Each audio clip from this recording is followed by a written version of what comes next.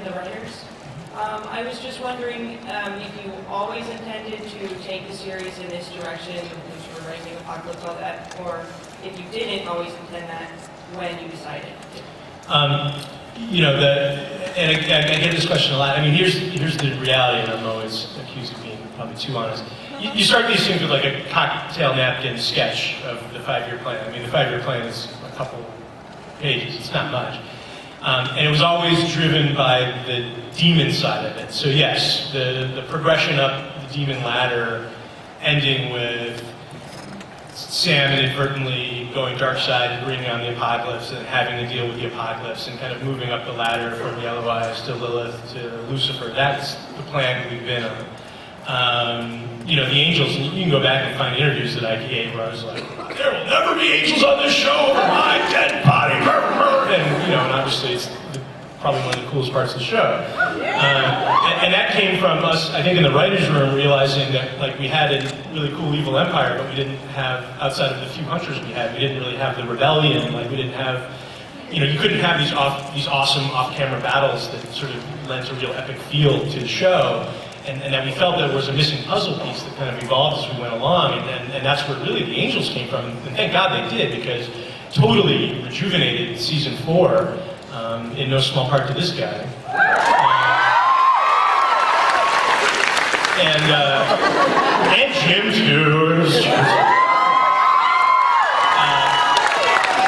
and so the angels, quite frankly, evolved. That part did evolve as the process, but the part of building up to facing down the devil has, that part at least, that thumbnail has kind of always been around since the beginning. Thank you. Thank you. Hey guys, love you all, love the show. Awesome. Thanks. One of my favorite things about the show has always been the music, and I feel like it kind of dropped off. So I was wondering, where did it go, and is it coming back?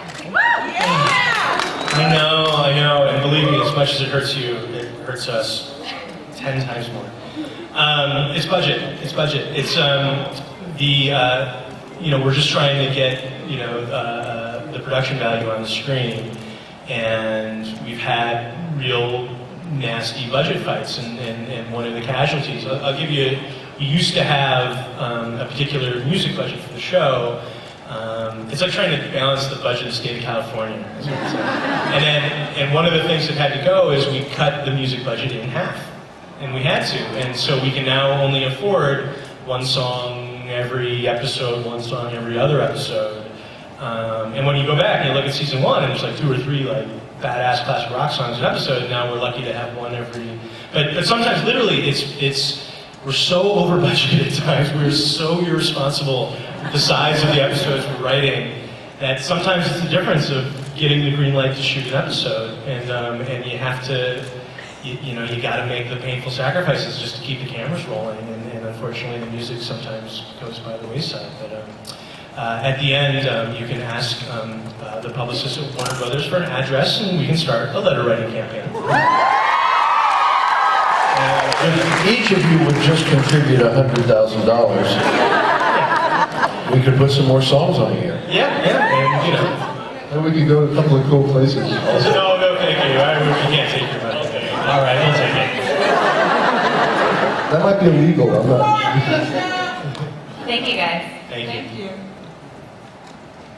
Hi. First off, Jim. It's glad to see Uncle Bobby back on the show after his little vacation on Harper's Island. My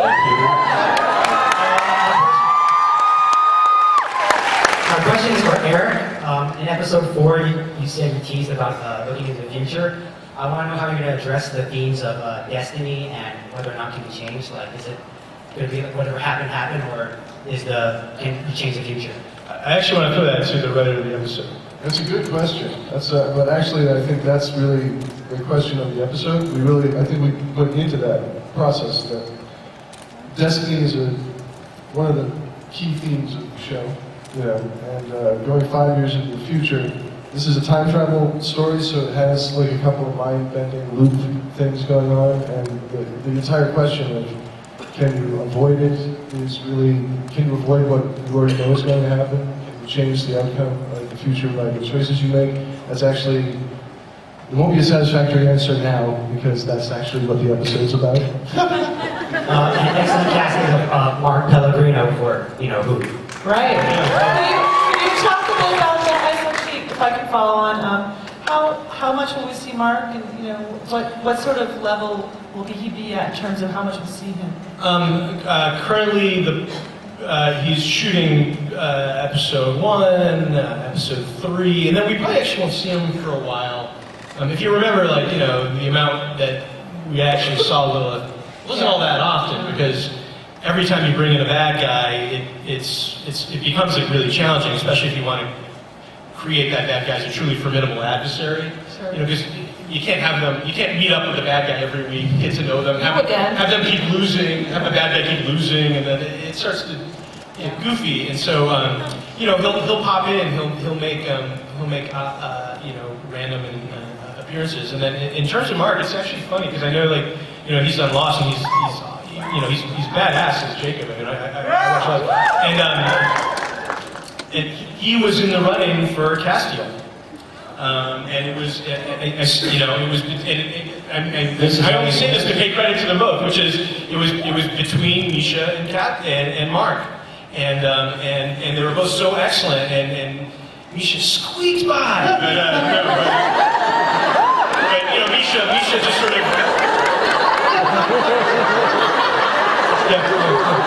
I'm kidding. It's a joke.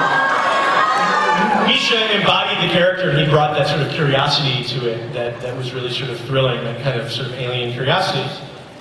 And so, but we always loved Mark, and he was always in the back of our heads, and so when the part of Lucifer came up, we said, we went right to Mark. He never even auditioned. We just made him an offer, and he took the part, and there you go. Are you okay? I could have done Lucifer too. Do you have another question? Yeah, hi guys. Thanks for all the hard work to everybody from the cast and crew. You've done a great job out there. What I'd like to know is, for Eric, Sarah and Ben, is when you go into the writing process in the writing room, I believe around about May time each year, how do you go from all those ideas and actually wrap them up into a series of episodes? Yeah, that's all you get. Coffee, mostly. I'm mostly in a hot tub, so swinging, don't turn, you know, like, what have you? I don't hear typing. So, Wow. It's kind of like American Idol. It's just the strongest ideas win. We start out with a lot of ideas we're in love with, and if they survive and they continue to make the cut, they end up on the TV screen, but we're just really, really hard on the ideas. They have to survive our frustration with them and with each other and the long hours. And it's not pretty in there. It's not pretty. The smell is familiar but unpleasant. Thank you. That's a really good question. Next one. Hi, so at the beginning of the season, when we first were introduced to the concept of angels and religions with mythology, then a bunch of my friends of mine were worried about where it was going, but you guys took it and did such an amazing job telling such great stories with it. But the question is, on the other side of it, have you received any backlash about the way you could use the themes of angels, and can you speak to how that might fuel the stories that you continue to tell?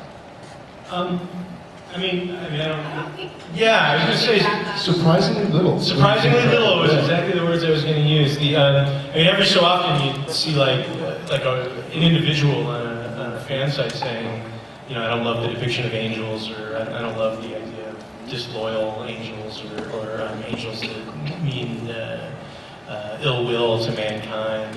But almost individuals. Attract the interest of a special interest group, actually.